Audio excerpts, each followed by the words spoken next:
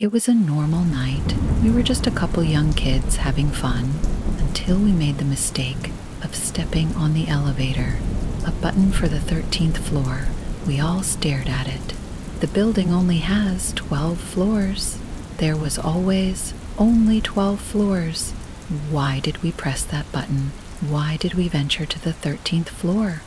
To this day, it is my biggest regret. The 13th floor. The moment I saw it, I felt my stomach twist. The 13th floor button. It sat between 12 and L, glowing faintly. I wiped the sweat from my forehead, still catching my breath from the basketball game. That wasn't there before, Mike muttered. I glanced at him.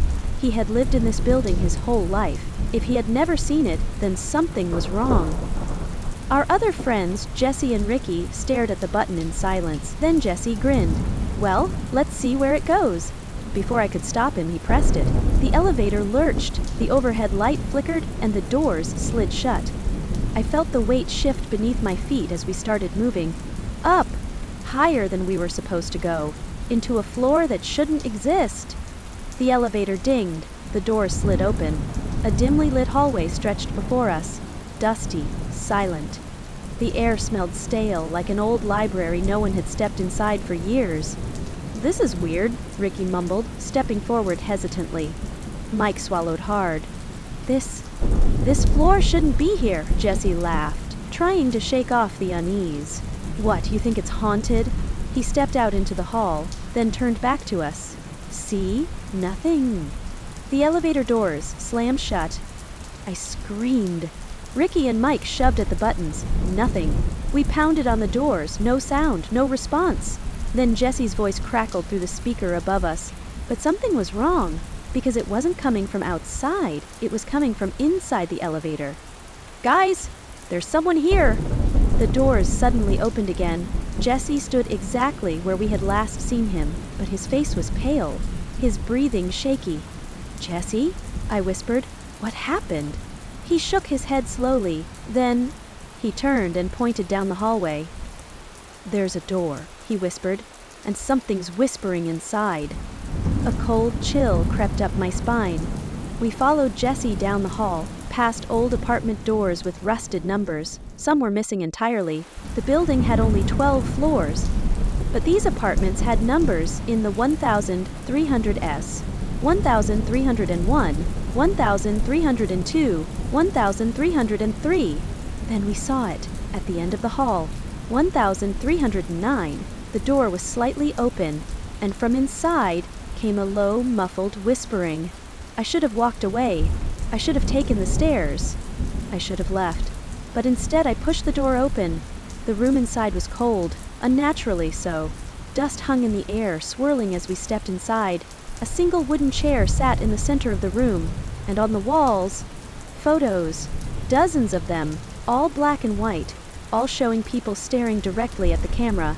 And in every single one, the background was our building, but not as it was today. The lobby looked different.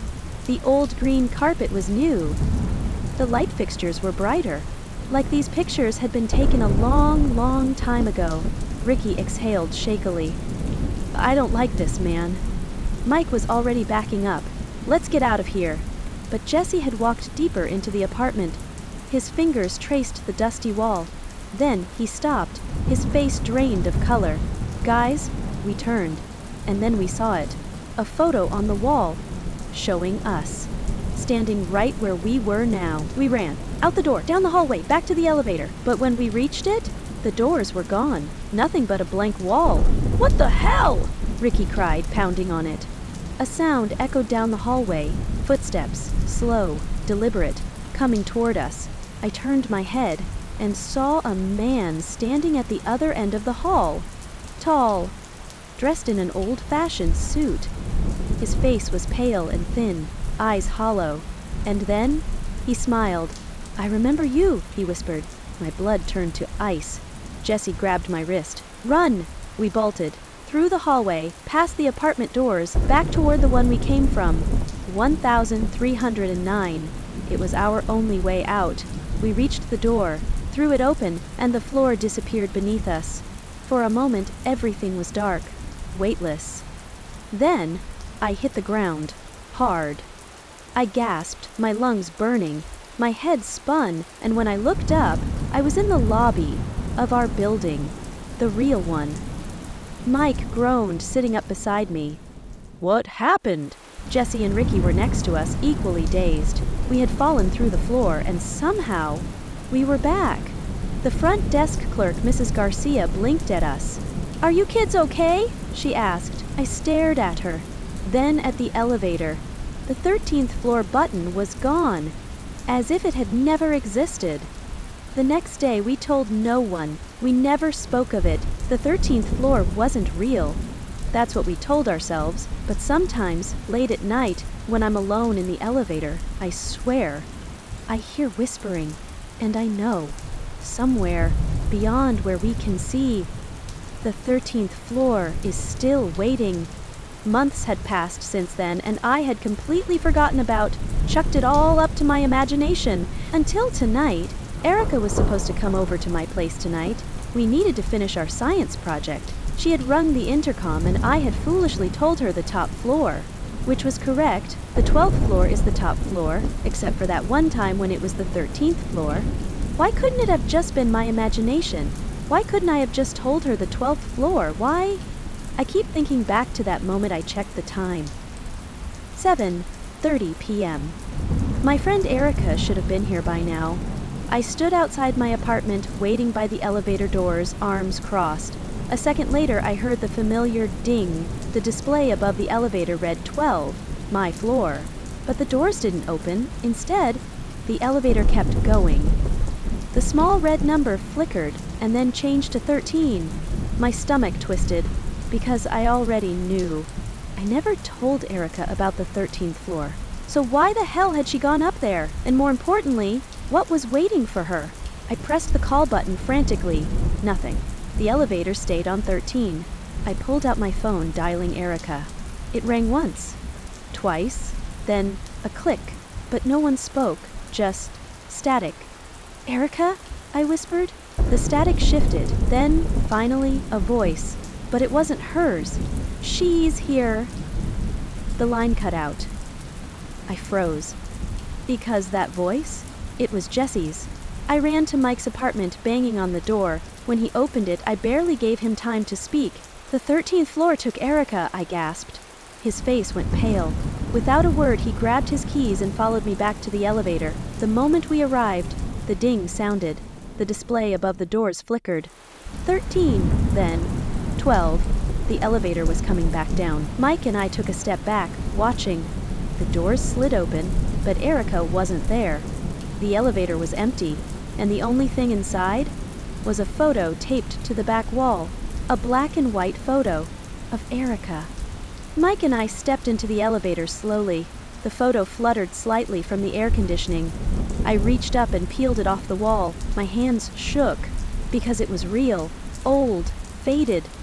And Erica was in it, staring directly at the camera. Behind her, the hallway of the 13th floor, and just at the edge of the photo, barely visible, was a man in a suit, standing behind her. Mike exhaled shakily. "She's up there!" I swallowed. "We have to get her back." He nodded. And then, without hesitation, he reached out and pressed the 13th floor button. The elevator lurched upward. I clenched the photo tightly in my hands, heart pounding. Mike's jaw was tight, his fists clenched. The numbers on the display flickered as we ascended. 10, 11, 12. Then the light dimmed. The air in the elevator turned cold. The number 13 appeared, and the door slid open. I stopped breathing, because it wasn't the same hallway we had seen last time. This one was clean, fresh, as if it was new. But that wasn't possible. The 13th floor didn't exist.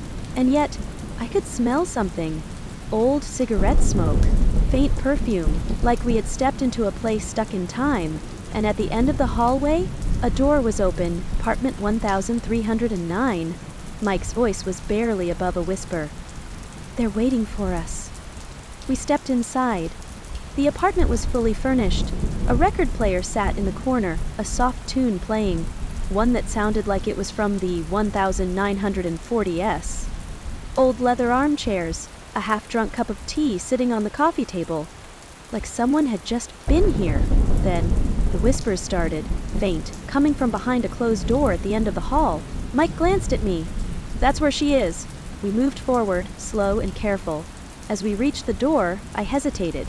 The whispers got louder, and then something spoke from the other side, a deep, smooth voice.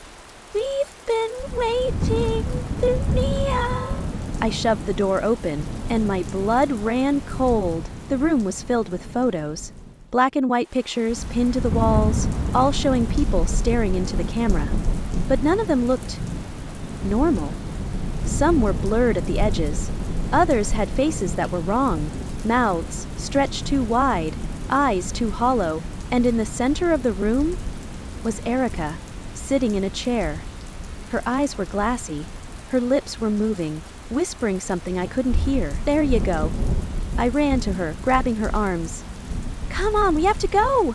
But she didn't move. She just whispered, over and over again, the same words. "The 13th floor remembers you." Footsteps sounded behind us. I turned and saw him. The man from the photo.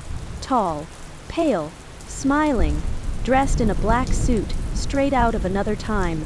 His voice was silk and ice. "Some doors," he said, "should never be opened." Mike grabbed my arm. "We need to get out of here now." I yanked Erica out of the chair. Her eyes blinked rapidly. She gasped. "Mia?" The man took a step forward. The walls shuddered. The photos on the walls moved. The people inside them were watching. Mike shoved me. "Run!" We sprinted down the hallway. The man's footsteps followed. The air warped around us. The lights flickered. The elevator was just ahead. We stumbled inside, slamming the buttons. The man reached the doors, his hand pressed against the frame. His voice was soft. "You'll come back one day." Then the doors slid shut, and we were falling. Down, down, down, until the ding, the doors opened, and we were back. In the real world, we never spoke of it again. The 13th floor button disappeared.